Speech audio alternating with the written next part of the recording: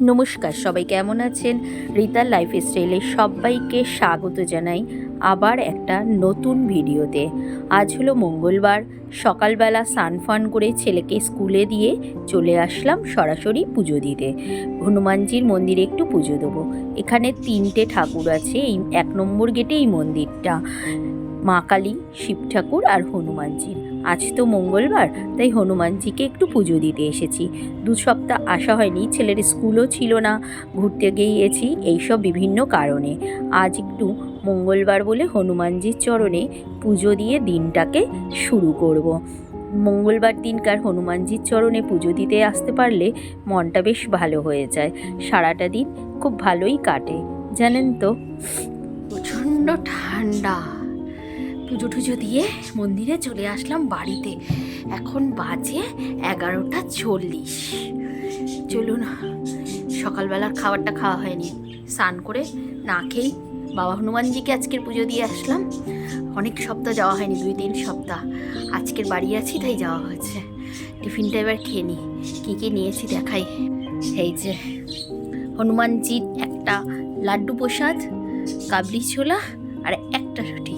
এখন 11:15 বাজে, এটাই খাবো। যদি বেশি দেরি করি আর বেশিটা করে খাই তাহলে আর খেতে পারবো না দুপুরের খাবার। খেয়ে নিই আগে আমি।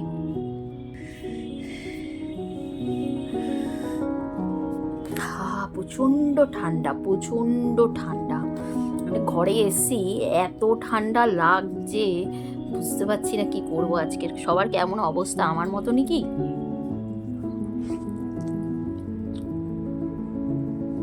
খাবারটা খেয়ে নিই, তারপর কি রান্না করি ভিডিওতে আসছি।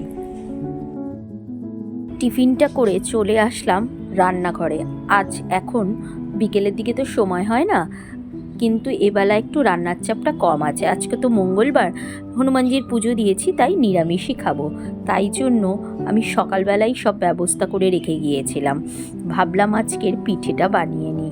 অনেক দিন হয়েছে বানাবো করে আনা করা হচ্ছে না। ক্ষীরটা অনেক দিন হয়েছে আনা হয়েছে, তাই ভাবলাম পাটিসাপটাটা আগে বানিয়ে নিই, তারপর রান্নাবান্নাটা করে নেব। আর এবেলা তো নিজেই একা খাবো, ছেলে স্কুলে গেছে, বড় অফিস চলে গেছে, তাই জন্য পাটিসাপটাটা বানিয়ে নিলাম। প্রচণ্ড ঠান্ডা পড়েছে, এই ঠান্ডায় পিঠে পায়েস খেতে তো সবারই ভালো লাগে। আর সবাই এখন বাড়িতে কম বেশি বানানো চলছে। আমিও তাই অল্প করে একটু বানিয়ে নিলাম, কারণ আমরা বিশেষ একটা মিষ্টি খাই না, ছেলে খেতে খুব ভালোবাসে, তাই বানিয়ে নিলাম। প্রথমেই গোলাটা করে রেখেছিলাম চালের গুঁড়ো, ময়দা, দুধ আর হলো একটু খেজুরের গুড় দিয়ে।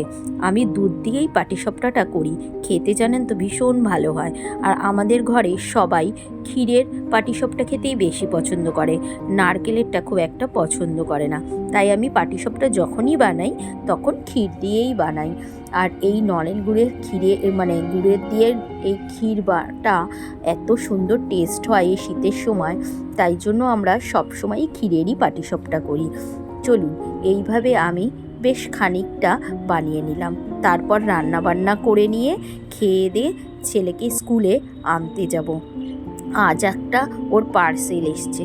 আগের ভিডিওতে দেখিয়েছিলাম না, ও পয়সা জমিয়েছিল, সেই পয়সা থেকে ও বুক করেছে।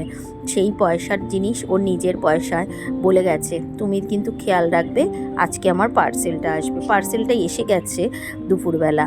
এবার ওকে স্কুল থেকে এনে ও খুলবে, তখন আপনাদেরকে দেখাবো ও কী কিনেছে। দেখুন, বেশ অনেকটাই আমার পাটিসাপটা হয়েছে। অনেকটা ক্ষীর ছিল তাই বেশ খানিকটা হয়েছে। যতগুলো হয়েছে ততগুলোতে আমার বরের আর ছেলের হয়ে যাবে। আমি আর বর তো মিষ্টি কমই খাই, ছেলের খাবে। চলুন এবার স্কুল থেকে ওকে নিয়ে আসি। স্কুল থেকে নিয়ে এসে খাওয়া দাওয়া করে এখনও ও কি মানে কোনো কাজকর্ম আগে হাত দেয়নি। ওকে খাবে না বলছিল, আমি তাও জোর করে বললাম খেয়ে নে তারপরে খুলবি।